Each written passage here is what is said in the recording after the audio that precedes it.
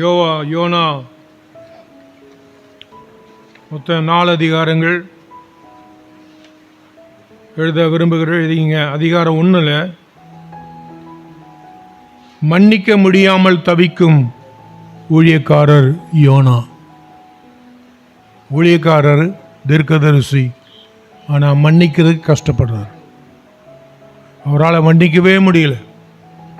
தப்பு பண்ணினவர்களை மன்னிக்க முடியல, தீங்கு பண்ணினவர்களை மன்னிக்க முடியல, துரோகம் பண்ணினவர்களை மன்னிக்க முடியல. அது 1ஆம் அதிகாரம். 2ஆம் அதிகாரம், ஆபத்தில் யோனா கூப்பிட்ட உடனே தேவன் பதில் கொடுக்கிறார். ஆனால் நினிவே பட்டணத்தார் கூப்பிட்ட போது தேவன் பதில் கொடுத்த போது அவருக்கு எரிச்சல் வந்தது. என் ஜெபத்துக்கு பதில் கொடுங்க, அவங்க ஜெபத்துக்கெல்லாம் பதில் கொடுக்காதீங்க. சுயநல ஊழியக்காரர். இந்த மாதிரி பார்க்குறீங்களா இந்த புஸ்தகத்தை? நமக்கு ஏற்ற உணவாக, நமக்கு பிரயோஜனமுள்ள புஸ்தகமாக. 3ஆவது அதிகாரத்தில் யோனா நீண்ட பிரசங்கம் பண்ணுகிறார். அந்த பிரசங்கத்தை அந்த பட்டணத்தில் இருக்கிற அத்தனை பேரும் ஏற்றுக்கொள்கிறார்கள். எவ்வளோ அருமையான பிரசங்கம் இல்லைங்களா? 10 பேர் 100 பேர்லேருந்து ஏற்றுக்கொள்ளலை, அவ்வளோ பேரும் பட்டணம் முழுவதும். இப்போ யோனாவுக்கு என்ன தோணும்? அடே சாமி, நான் மாத்திர பைபிள் எடுத்து நின்னா பேசுனா எல்லாரும் மனம் திரும்புவாங்க.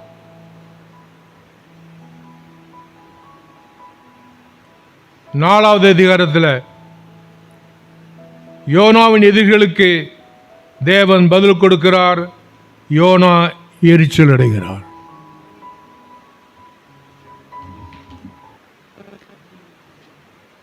உங்களைப் போல என்னை போல யோனா ஒரு ஊழியக்காரர். ஏதோ பெரிய தீர்க்கதரிசி சொல்லி ஏமாந்து போயிடாதீங்க. நம்மை போல சாதாரண ஊழியக்காரர், ஆனால் நம்மை விட சில விசேஷ கிருபை பெற்றவர். அவ்வளோதான் வித்தியாசம்.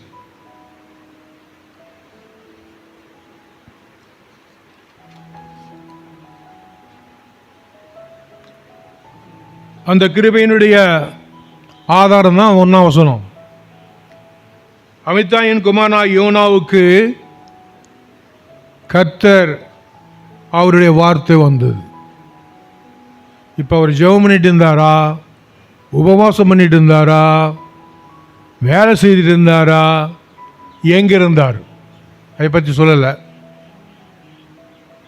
தேவ மனிதனாகிய உங்களுக்கும் எனக்கும் பரிசுத்தாவின் மூலம் நாம் எங்கிருந்தாலும் பரலோகத்திலிருந்து வார்த்தை வர வேணும்.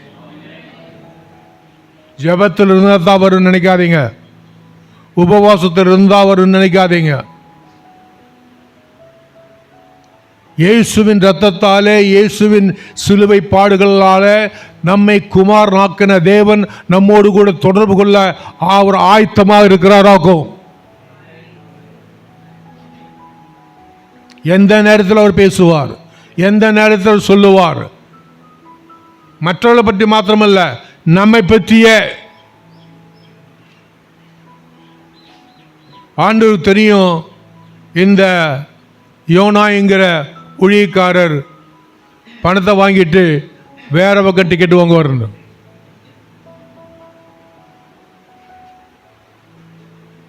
அவருக்கு தெரியும், தெரிஞ்சுதான் கொடுத்தார். நம்ம அந்த மாதிரி பணம் கொடுக்குறதா இருந்தா இன்னும் இடத்துக்கு போகணும்னு சொல்லி சுரேஷ் அவர்கள் எனக்கு பணம் கொடுத்தாங்க, நான் போய் பல்லடம் போகிறதுக்கு பஸ்ஸில் நின்றுருந்தேன்னா அவர் வந்து கப்பனை பிடிச்சிக்குவார். யோ, நான் உன்னை எங்கே போக சொன்னேன்? ஆனால் இந்த ஆண்டவர் என்ன செய்யல, கையை கப்புன்னு பிடிக்கல, விட்டுட்டார். போ, மீன் இருக்குது, தண்ணி இருக்குது, எல்லாம் அனுபவி, அப்போ தான் உனக்கு புத்தி வரும். அதனால தான் ஆண்டவர் சில சமயத்தில் அனுபவிக்க விட்டுறாரு. இந்த பொண்ணை கல்யாணம் பண்ண சொல்லுவார், நீ ஜெபத்தில் கல்யாணம் பண்ணிடுவ, அப்புறம் வரும். என் ஜெபிச்சதுனால அவர் விட்டுருவார், பண்ணிக்கிறார்.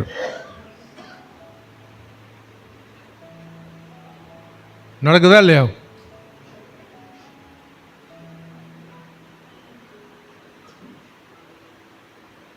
இரண்டாவது வசனம், நீ எழுந்து மகா நகரமாகிய நினிவேவுக்கு போய் அதற்கு விரோதமாக பிரசங்கி, அவருடைய அக்கிரமம் என் சமூகத்தில் வந்து எட்டினது.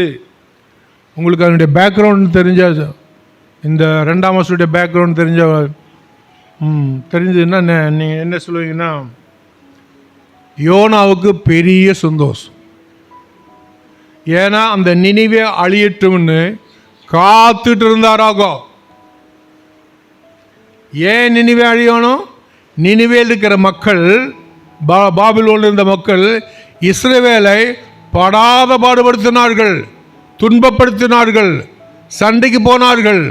அதனால் அது அழியாத காயமாக யோனாவுக்குள் இருக்கிறது. ஆண்டவரே, இவனுக்கு ஒரு முடிவு வராதா? இவன் இப்படி பிரசவம் பண்ணிருக்கானே, இப்படி இருக்கிறானே என்று யோனா ஏங்கி கொண்டிருந்த போது இரண்டாம் வசனம் வருகிறது.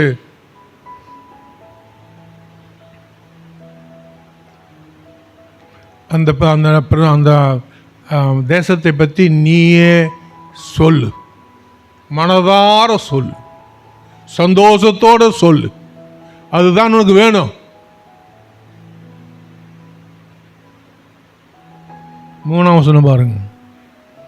அப்பொழுது யோனா கர்த்தருடைய சமூகத்தினின்று விலகி தர்சீசுக்கு ஓடி போகும்படி எழுந்து யோப்பாவுக்கு போய் தர்சீசு போகிற கப்பலை கண்டு கூலி கொடுத்து தான் கர்த்தருடைய சமூகத்தினின்று விலகும்படி அவர்களோட தர்சீசுக்கு போக கப்பலை ஏறினார். ஊழியக்காரர்களாகிய நாம் ஆண்டவர் கொடுக்குற பணத்தை எப்படி வேணாலும் செலவு பண்ணலாம். செலவுன்ன பிறகுதான் மனசாட்சி குத்தும். யோனாவுக்கு தெரியாது அல்லது எதிர்பார்க்கல. அந்த கப்பலில் போவார். அந்த கப்பல் அவர் நினைச்சது பத்திரமா போய் சேருவேன். பத்திரமா தூங்கி மீன் வயசுக்குள்ளே போட்டாங்க.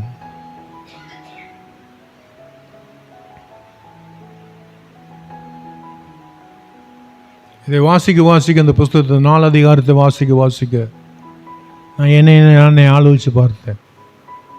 நான் ஊழியத்து வந்த வருஷத்திலிருந்து, ரட்சிக்கப்பட்ட வருஷத்திலிருந்து எப்படியெல்லாம் நான் இந்த தேவனை வருத்தப்படுத்தினேன், எப்படியெல்லாம் அவருக்கு அதிருப்தியாய் நடந்தேன். அதனால தான் பாஸ்டர் அவர்கள் அந்த பாடல் பாடும்போது அழாம என்னால் இருக்க முடியல. என்னை கூடவா ஆண்டவரே, என்னை கூடவா தெரிந்து கொண்டீர், என்னை கூடவா உபயோகிக்கிறீர், என்னை கூடவா. ஆனால் மற்றவர்கள் மக்கள் என்ன எப்படி பார்க்குறார்கள்? நான் ஓட்டுற காரு, நான் போடுற சட்டை, நான் வச்சிருக்கிற பணம், இதுதான் அவங்க கண்ணுக்கு தெரியும். நொறுங்குன உள்ள அவங்களுக்கு தெரியுமா? அதனால நான் ஏமாந்து போகாமல் இருக்க ஜாக்கிரதையாக இருக்க வேண்டியிருக்கு.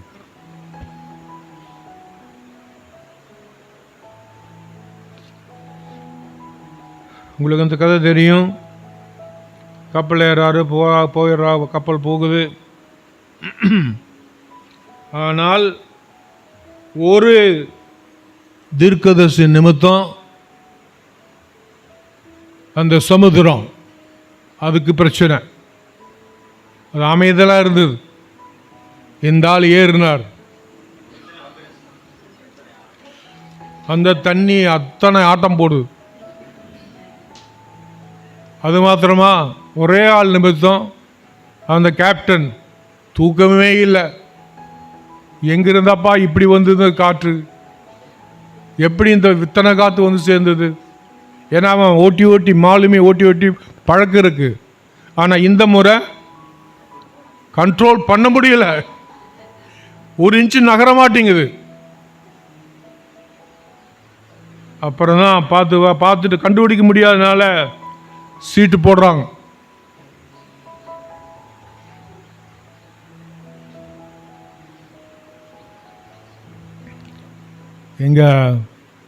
நாங்கள் ட்ரினிட்டியில் வேலை செய்கிறோம். நாங்கள் ஒரு 10 பேர் சேர்ந்து சீட்டு போட்டோம். ஆளுக்கு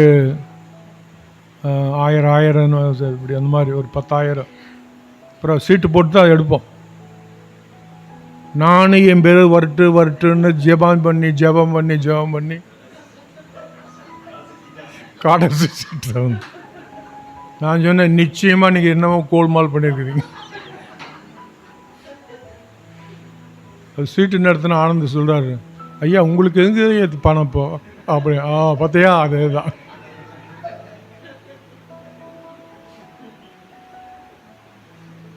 அந்த சீட்டு கடைசி சீட்டு விழுந்த உடனே எல்லாம் டீ பார்ட்டி வைக்க சொல்கிறாங்க. நீ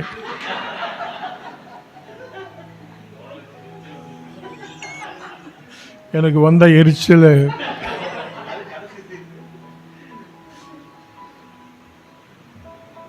ஐயா அந்த பைபிள் படிக்கும்போது ரொம்ப சீரியஸாக படித்து வேணாம் போயிடக்கூடாது. கொஞ்சம் சிரிக்கிற மாதிரி, கொஞ்சம் இயேசு கிறிஸ்து சில தமாசுலாம் பண்ணியிருக்காரு. யாரும் சிரிக்கிறது இல்லை. ஒரு தமாசு என்ன தெரியுமா?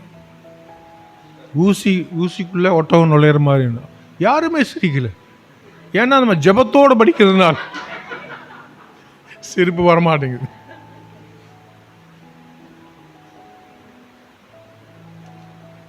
ஸோ இங்கே சீட்டு விழுது. யோனாவின் பேர் 7ஆம் வசனத்தில், ஆமாம், யோனாவின் பேர் சீட்டு விழுது. அப்பொழுது அவர்கள் அவனை நோக்கி, யார் நிமித்தம் இந்த ஆபத்து வந்தது என்று சொல்ல வேண்டியிருந்தார்கள். உன் தொழில் என்ன? நீ எங்கே இருந்து வந்தாய்? உன் தேசம் எது? நீ என்ன ஜாதியா? எல்லா கேள்வியும் கேட்குறாங்க. ஆனால் இவர் ரொம்ப தைரியமாக தான் இருக்கார். ஒன்றும் பயமாக இவ்வளோ திருட்டுத்தனம் பண்ணுறேங்கிற அந்த மனம் அதே கிடையாது. பாஸ்ட் நாங்கள் எப்படிங்க தப்பு பண்ண முடியும்? நாங்கள் பண்ணுறதெல்லாமே ரைட்டு தான். இப்போ பேர் அங்கே கேட்குறாங்க பாருங்க. இப்போ 9ஆம் வசனம் பார்த்து, அதற்கு யோனா, நான் எபிராயன். நான் எபிராயன், என்ன பண்ணுறது? சமுத்திரத்தையும் பூமியும் உண்டாக்குன பரலோகத்தின் தேவனாகிய கர்த்தரிடத்தில் பயபக்தி உள்ளவன். எப்படி? இதுக்கு மேல ஒரு சிரிப்பு வேணுமா?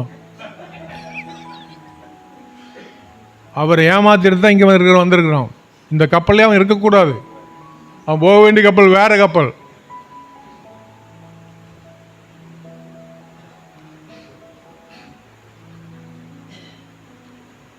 அவன் கர்த்தருடைய சமூகத்தினின்று விலகி ஓடி போகிறான் என்று தங்களை அறிவித்ததினால் அந்த மனுஷர் மிகவும் பயந்து அவனை நோக்கி, நீ ஏன் இதை செய்தாய்? அல்லது ஏன் ஆண்டவருக்கு கீழ்ப்படியாமல் போனாயின்னு அவங்க கேட்குறாங்க. புறஜாதியார் பல சமயங்களில் பரிசுத்தவான்களை நம்முடைய குறைகளை சுட்டி காட்டுவார்கள். ஜாக்கிரதையாக இருந்து மனம் திரும்புவோமானால் ரட்சிக்கப்படுவோம். பரிசுத்தவான்களே நம்முடைய குற்றத்தை சுட்டி காட்டணும் கிடையாது. புறஜாதிகள், சரி நீங்கள்லாம் இது குடிக்கலாமா அப்படின்னு கேட்பாங்க. நீங்கள்லாம் இது செய்யலாமா? ஏன்னா அவங்களுக்கு தெரியும் நம்முடைய ஸ்டாண்டர்டு ஹையர் ஸ்டாண்டர்டு, பரிசுத்தாவியோடு நடக்கிற ஸ்டாண்டர்டு, வசனத்தில் இருக்கிற ஸ்டாண்டர்டு அவங்களுக்கு தெரியும்.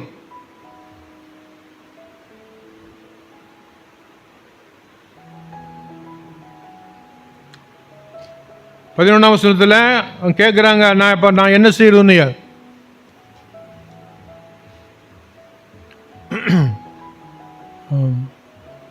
தோஷம் பிடிச்சவன், பூட பிடிச்சவன், இந்த ஒரு ஆள்.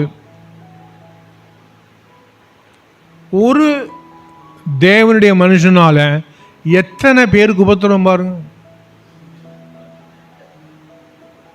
எத்தனை பேர் கஷ்டப்படுறாங்க பாருங்க. பாஸ்டர், உங்களால் உங்கள் மனைவி படுற பாடு உங்களுக்கு தெரியுமா?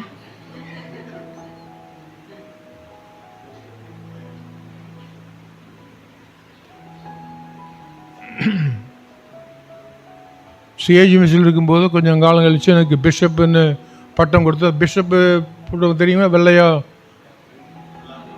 ஆமாம் அங்கி, ஆமாம் போட்டு அப்புறம் சிவப்பு கயிறு கட்டிட்டு சிலுவையில் அரைப்பை கொண்டு வர மாதிரி. நீங்கள் நம்ப மாட்டீங்க, அதுவே நல்லா தான் இருந்தேன். என்னை அபிஷேகம் பண்ணி அந்த வெள்ளாங்கியை போட்டு அந்த சிவப்பரை கட்டின உடனே எங்கிருந்து வந்ததுன்னு தெரியலீங்க, அப்படியே தலை இப்படி நிற்குது.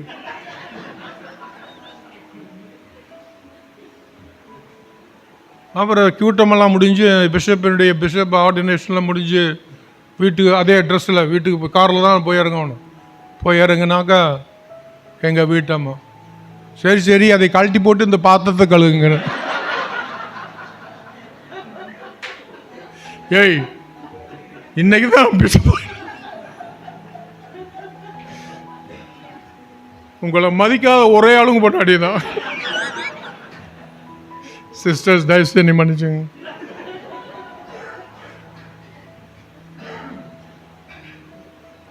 உண்மையானபடி அநேக சமயங்களில் தேவன் என் மனைவியோடு என்ன பேசினாராம், அதுதான் உண்மை.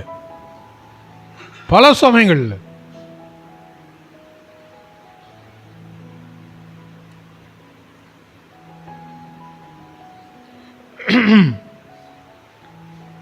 சமுத்திரத்தில் போடுங்கன்னா போட்டுட்டாங்க. இந்த ஆளுக்கு எங்கிருந்து வந்து தைரியம் தண்ணிகளை விடுறதை பற்றி ஒன்றும், சமுத்திரத்தில் போட்டால் சும்மாவா? அதுலேருந்து என்ன தெரியுமா, தேவ சுத்தத்தை செய்கிறத விட செத்து போகிறது மேல் நினைக்கிறார். என்ன மாதிரி ஒரு கொடூரமான ப்ராஃபிட் இருந்தாலும்.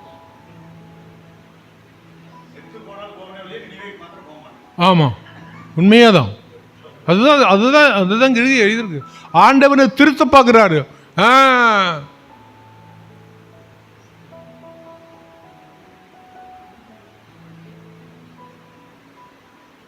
ஆனால் 13ஆம் வசனம் பாருங்க, இந்த ஆளு தூக்கி தண்ணியில் போடுறதுக்கு புறஜாதியார் பயப்படுறாங்க. இருக்கா பாருங்க, இந்த மனுஷனுடைய ஜீவ நிமித்தம் எங்களை அழித்து போடாதே என்று அவங்க பயப்படுறாங்க. ஆனால் இந்த ஆளுக்கு பயமா கிடையாது. எப்போ நீ அந்நிய மாதம் பேசுனியோ அவ்வளோதான், பயமெல்லாம் போயிடுச்சு.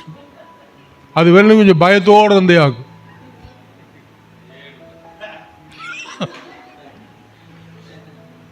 ஆலோசிச்சு பாருங்க.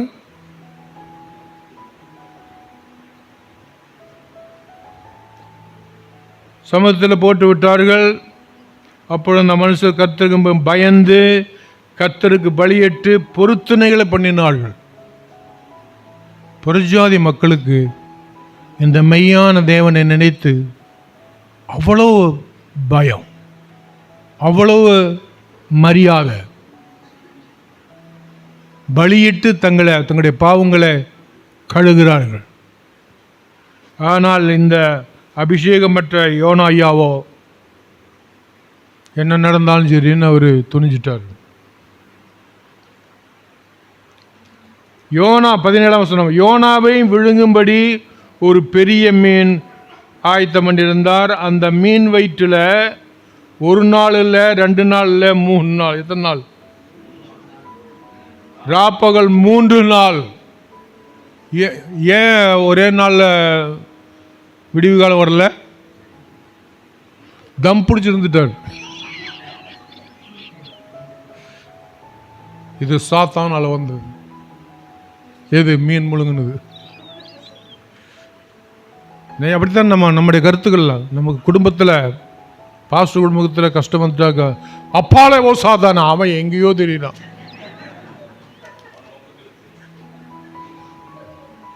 அதனால டைம் ஆகுறது. ஆண்டவர் சொல்ற, ஐயோ அவனையே சும்மா நான் வந்துருக்கு.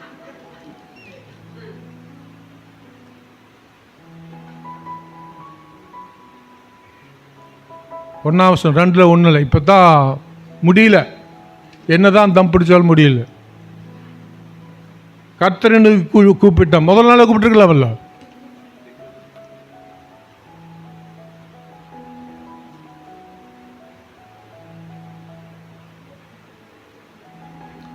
ஆனா கூப்பிட்ட உடனே என்ன சொல்ல வந்தேன்? ஆமா, 2ஆம் வசனத்தில் ஆண்டவர் உடனே பதில் கொடுக்கிறார். இரக்கமுள்ள தேவன், அன்புள்ள தேவன், மன்னிக்கிற தேவன். அவரை பற்றி இந்த ஆண்டவரை பற்றி இந்த புஸ்தகத்தில் வர்ணிக்கும் போது 4ஆம் அதிகாரத்துடைய 2ஆம் வசனம் பாருங்க. அதில் நீர் இரக்கமும் மன உருக்கமும் நீடிய சாந்தமும் மிகுந்த கிருபையும் உள்ளவர், தீங்குக்கு மனஸ்தாபப்படுகிறவர். அந்த தீங்குக்கு மனஸ்தாபப்படுகிற அது எதை பற்றி சொல்லியிருக்கு? அது உங்களுக்கு தெரியுமா? அது எதை பற்றி அந்த வசனம் தீங்குக்கு மனஸ்தாபப்படுகிறது தெரியுமா? எதை பற்றி சொல்கிறாங்க? அந்த ஜனங்களை, நினிவேல இருக்கிற ஜனங்களை பாவத்துக்கு தண்டனை கொடுத்து அழிக்கிறத அவர் விரும்புறதில்லை. அதுதான் காரணம். உங்களையும் என்னை ரட்சிக்க பிதாவாகிய தேவன் இயேசு கிறிஸ்து பூமியில குமாரனாக பாவியாக அனுப்பினார். அவருக்கு தெரியும் சில சமயத்தில் நாம் ஜெயிக்க முடியாது, கஷ்டப்படுவோம். அவரே வந்துடுவார் நமக்காக. அவர் அந்த பாடுகளை சுமப்பார், அவர் அந்த கஷ்டத்தை சுமப்பார், அவரே நம்மை தூக்கி நிறுத்துவார். 2ஆம் வசனத்தில் நான் பாதாளத்தில் வயிற்றிலிருந்து கூக்குரலிட்டேன். முன்ன மீன் உயிர், இப்போ கஷ்டம் ஜாத்தியானவர்கள் தான். இப்போ தான் ரொம்ப அது கீழே, அந்த மீன் கீழே போயிட்டு சாப்பிட்ருக்கு அடியில்.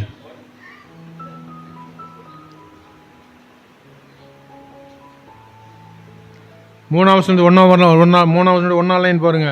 சமுத்திரத்தின் நடுமையமாகிய ஆழத்தில் நீர் என்னை தள்ளிவிட்டீர். இப்போ தான் அவர் ஒத்துக்கிறார்.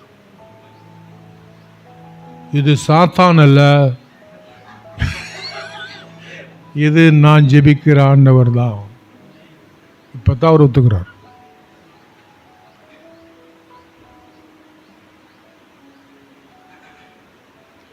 அப்புறம் அவர் எல்லா டயலாகும் பேசுகிறார். நீரோட்டம் என்னை சூழ்ந்து கொண்டது, உம்முடைய வெள்ளங்களும் அலைகளும் எல்லாம் என் மேலே புரண்டது, நான் உமது கண்களுக்கு எதிரே.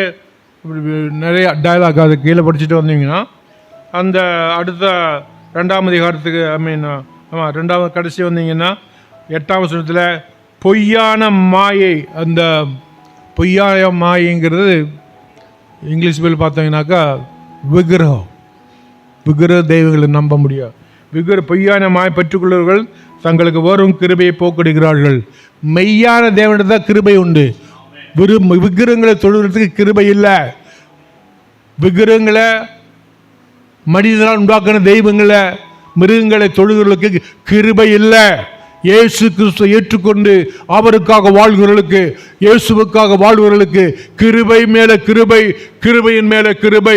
ஒவ்வொரு மாதமும், ஒவ்வொரு வாரமும், ஒவ்வொரு நாளும் அவர் கொடுத்து கொண்டே இருக்கிறாராகும்.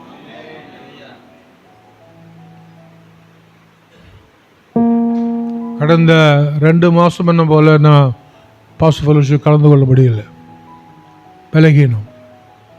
இந்த மாதம் வர முடியாதுன்னு நினைச்சேன். ஆண்டவரே, இந்த அதிகாரத்தை படிக்கும்போது அந்த கிருபையை பற்றி ஞாபகப்படுத்தினார் ஆண்டவர். எனக்கு கிருபை தாருங்க, நான் போவேன். வந்துட்டேன். நீங்களும் அப்படியே செய்யலாம். அவரை நம்புகிறவர்களை ஒரு நாள் வெட்கப்படுத்த மாட்டார். அவரை நம்புகிறவர்களை நிச்சயமாய் தூக்கி நிறுத்துவார். அப்பேற்பட்ட ஆண்டவராக இந்த ஆண்டவர்.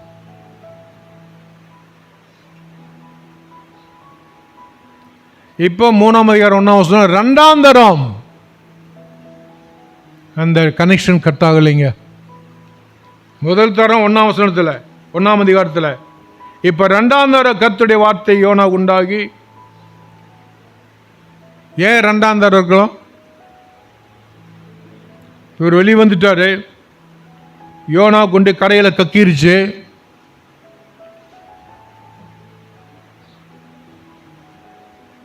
என்னவா இருக்கலாம் என்ன நினைக்கிறீங்க? எதுக்காக மாதிரி 2ஆம் தடவை ஆண்டவர் சொல்றார், நீ எழுந்து மகா நகரமாகியா. சிலர் சொல்றாங்க இந்த கரையே நினிவே கரைன்னு சொல்றாங்க. ஆனால் அது தெளிவில்லை.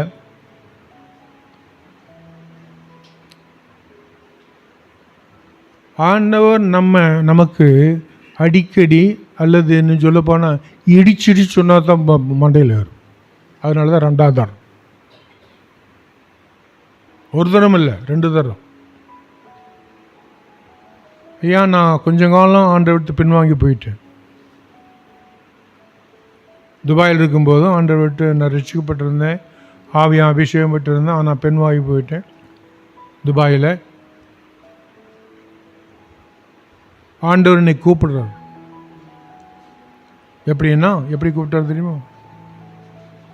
என் மனைவி சர்ச்சுக்கு போவாங்க. நாங்கள் அங்கே வீட்டை விடும்போதே ஒப்பந்தம் பண்ணிக்குவோம். எப்படின்னா, நான் சர்ச்சு வாசலில் தான் உன்னை இறக்கி விடுவேன், சர்ச்சுக்குள்ளே வரமாட்டேன். ஏங்க சும்மா உட்காருங்க. சும்மாவெல்லாம் உட்கார. சரி, அந்த பாஸ்டர் உடனே என்னை தான் கை நீட்டுவார். பின்வாங்கி போன யாராவது இருக்கீங்களா பாருங்க. பாஸ்டர் இல்ல, ஆவியானவர். அது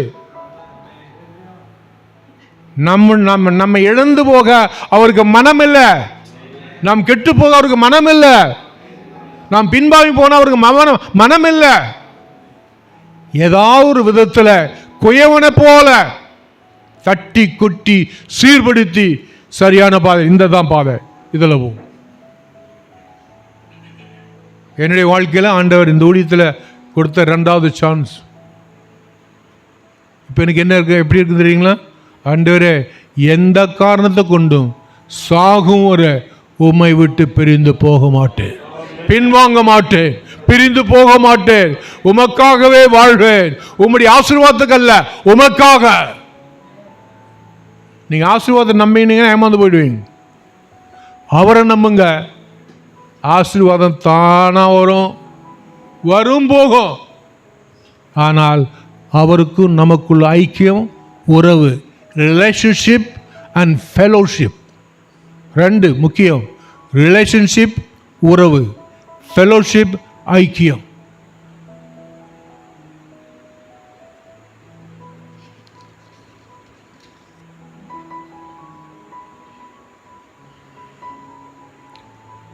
ஓகே, 3ஆம் அதிகாரம் 2ஆம் வசனத்தில், நீ எழுந்து மகா நகரமாகிய நினிவேக்கு போய் நான் உனக்கு கற்பிக்கும் வார்த்தையை அதற்கு விரோதமாய் பிரசங்கி என்றார்.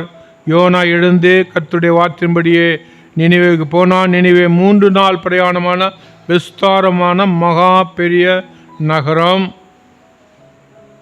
அப்போ சொல்றார் 4ஆம் வசனத்தில், 40 நாள் உண்டு, நினிவே கவிழ்க்கப்பட்டு போம். அப்பொழுது நினிவேயில் உள்ள ஜனங்கள் விசுவாசித்து உபவாசம் செய்யும்படி கூறினார்கள். பெரியோர் முதல் சிறியோர் மட்டும் ரட்டுடித்து கொண்டார்கள். இந்த செய்தி நினிவேயின் ராஜாவு கட்டின போது அவன் தன் சிங்காசனத்தை, பைதவே இந்த 6ஆம் வசனம் 4, 5, 6 இதெல்லாமே நம்முடைய நாட்டுக்காக, நாட்டினுடைய தலைவர்களுக்காக, நாட்டை ஆளுகை செய்வர்களுக்காக நாம் தான் ஜெபிக்க வேணும். பிரைம் மினிஸ்டருக்காக ஜெபிக்க வேணும், கவர்னருக்காக ஜெபிக்க வேணும், சீஃப் மினிஸ்டருக்காக ஜெபிக்க வேணும். ஆண்டவர் நம்முடைய ஜெபத்தை கேட்டுதான் அவர்களுக்கு செய்ய வேண்டியதை அவர் செய்கிறார். அது தண்டனையானாலும் சரி, அல்லது ரட்சிப்பானாலும் சரி.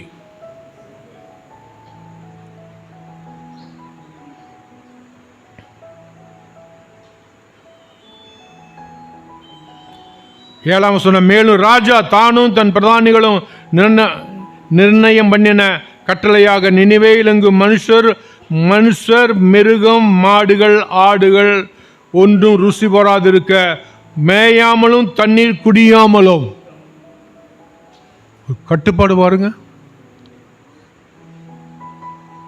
இந்த சபை தேவ சமூகத்தில் காத்திருந்து கதறுமானால் நிச்சயமாக ரிவைவல், எழுப்புதல், பாவத்து உணர்வு நிச்சயமாக கர்த்தர் இறங்கி கிரியை செய்வார்.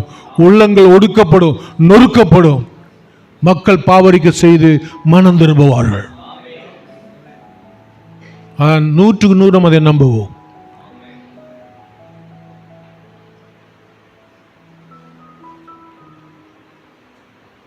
எட்டாம் வசனம் பாருங்க. மனுஷரும் மிருகங்களும் இரட்டினால் மூடிக்கொண்டு தேவனை நோக்கி உரத்த சத்தமாய்.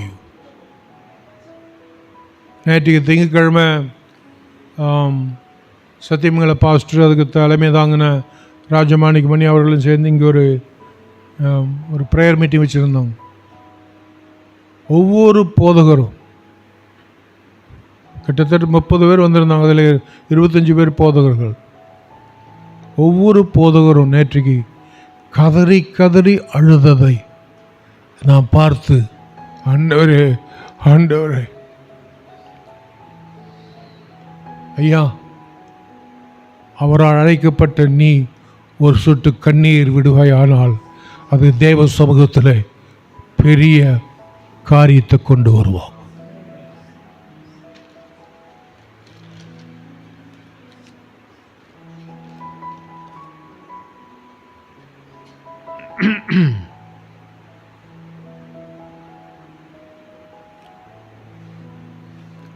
ஒன்பதாம் யாருக்கு தெரியும், நாம் அழிந்து போகாதபடி ஒருவேளை தேவன் மனஸ்தாபப்பட்டு தம்முடைய உக்கிர கோபத்தை விட்டு திரும்புவார் என்று கூற சொன்னான். யாரு? ராஜா. அவர்கள் தங்கள் பொல்லாத வழியை விட்டு திரும்பினார் என்று தேவன் அவருடைய கிரியைகளை பார்த்து. இதில் கவனிக்கிறீங்களா? ஆண்டவர் நாம் பாவம் செய்ய போகும்போதும் கவனமாய் கவனிக்கிறார். அதே பாவம் செய்யாதபடிக்கு மனம் திரும்ப வரும்போதும் கவனமாய் கவனிக்கிறார். தாயின் உள்ளங்கொண்ட அவர், தகப்பனின் உள்ளங்கொண்ட அவர் நாம் அழிந்து போகக்கூடாது என்று அக்கறையும் கரிசனையோடு இருக்கிற அவர். உண்மையானபடி அப்போஸ்தலர்களுடைய 1ஆம் அதிகாரத்தில் தான் 8ஆம் வசனத்தில் தான் சுவிசேஷம் பரவ ஆரம்பிக்கிறது. அதுவரை எங்கே தான் இருந்த சுவிசேஷம்? யூரோப்பில் தான் இருந்தது. இங்கே வரல. ஆப்பிரிக்காவுக்கு வரல, தென் அமெரிக்காவுக்கு வரல, இந்தியாவுக்கு வரல, சைனாவுக்கு வரல.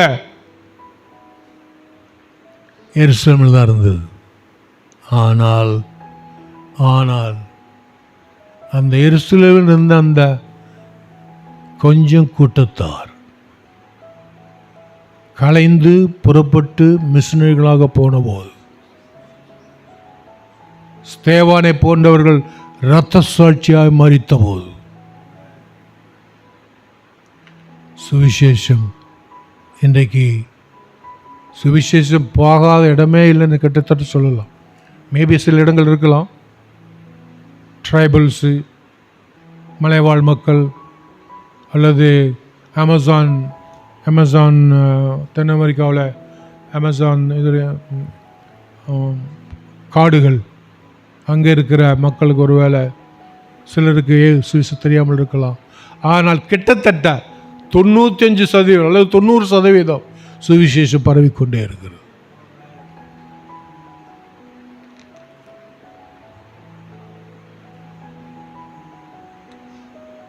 இனி 4ஆம் வசனம் பாருங்க. மறுபடியும் 4ஆம் அதிகாரம் 1ஆம் வசனம். 4ஆம் அதிகாரம் 1ஆம் வசனம். யோனாவுக்கு 10ஆம் வசனத்தில் நடந்தது மிகவும் விசனமாக இருந்தது.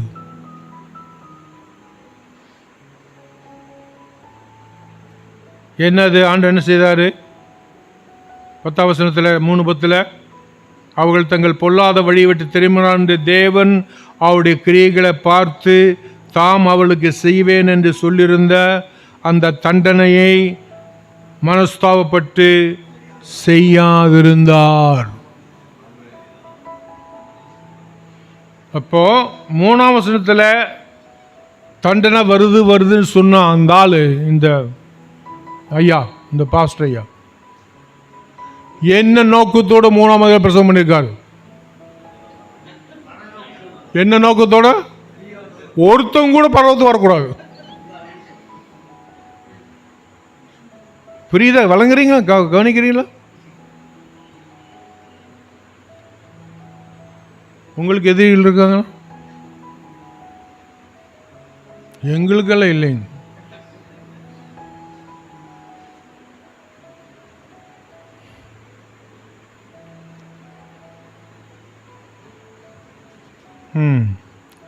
ரெண்டாம் வசனம், 4ஆம் அதிகாரம் 2ஆம் வசனத்தில் கர்த்தரை நோக்கி விண்ணப்பம் பண்ணி, கர்த்தாவே, நான் என் தேசத்தில் இருக்கும்போதே, நான் யாரு? தீர்க்கதரிசி. அங்கேயே சொன்னேன், இந்த ஊழியமெல்லாம் வேண்டாம், நீங்க கஷ்டம் என்னை பிடிச்சுன்னா அப்படி பண்ணி இப்படி பண்ணி மீன் வயிற்றுக்குள்ள அனுப்பி கொண்டு வந்து இப்போ கடைசியில் நான் என்ன நினச்சனோ அதையவே என்னுடைய உணர்வு. நாங்கள் நீதிமான், எங்கள் நீதிமானுடைய அந்த உணர்வுகளை புரிஞ்சுக்க முடியாதாண்டவங்களுக்கு. என்னையா உன்னுடைய உணர்வு? அவங்கெல்லாம் நாசமா போகணும். அதுதான்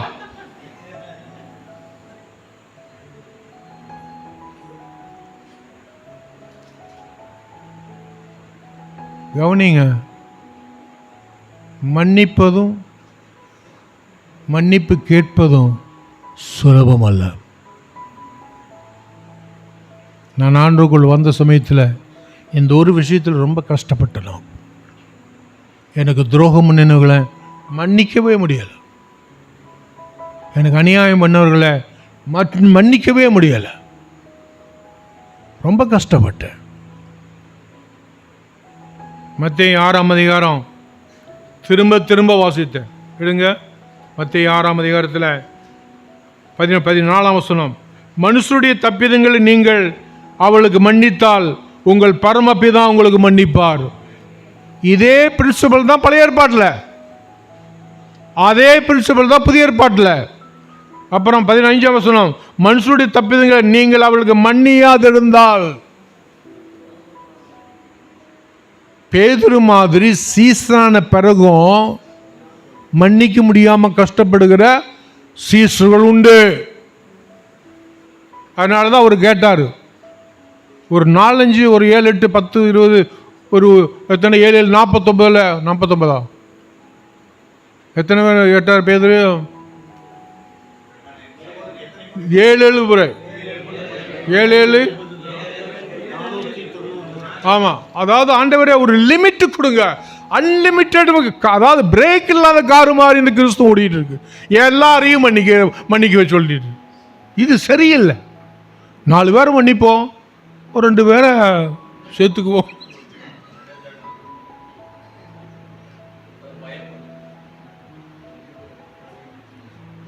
இந்த நேரத்தில் உங்கள் மனசாட்சி சொல்லி அவனுக்கு சொல்லுங்க, ஆண்டவரே நான் யாராவது மன்னிக்க முடியாமல் இருக்கேன். எனக்கு தெரியும் கணவன்மார் மனைவியை மன்னிக்க முடியலை, எனக்கு தெரியும். இங்கே இருக்கிறவங்க நான் சொல்லலை, ஆனால் எனக்கு தெரியும் அண்ணன் தம்பியை மன்னிக்க முடியல. என் வாழ்க்கையில் இது நடந்தது. நானும் முழு நேர ஊழியத்தில் இருக்கிறேன், மிஷினரியாக இருக்கிறேன்.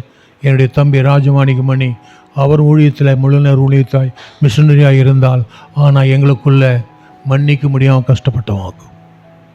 உள்ளதை உள்ளபடியே சொல்லுகிறேன். யோனா பெரிய தீர்க்கதரிசி, ஆனால் மன்னிக்கிறதுக்கு கிருபை வாங்க தெரியல. மன்னிக்க வேணும்னாக்கா கிருபை வாங்கணும், அப்போ தான் மன்னிக்க முடியும். சுயத்தில் முடியாதுங்க.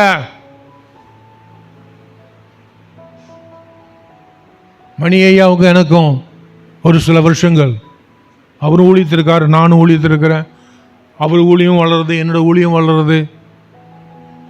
என்னுடைய மனசு சொல்லு தான் ஊழியம் வளர்றதே போதும் இல்லை, அப்புறம் எதுக்கு மன்னிச்சுட்டு?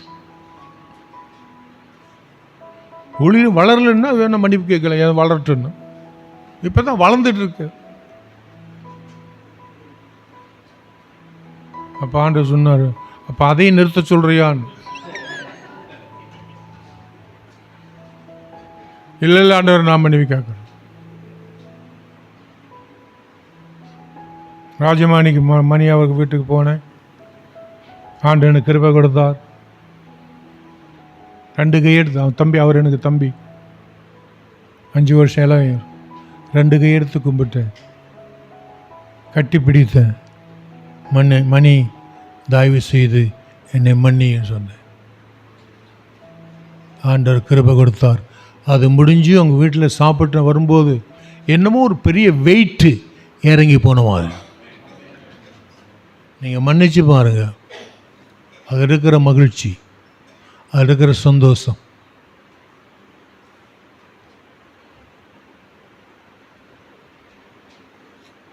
சிலருக்கு பெற்றோர்களை மன்னிக்க முடியாமல் கஷ்டப்படுவாங்க.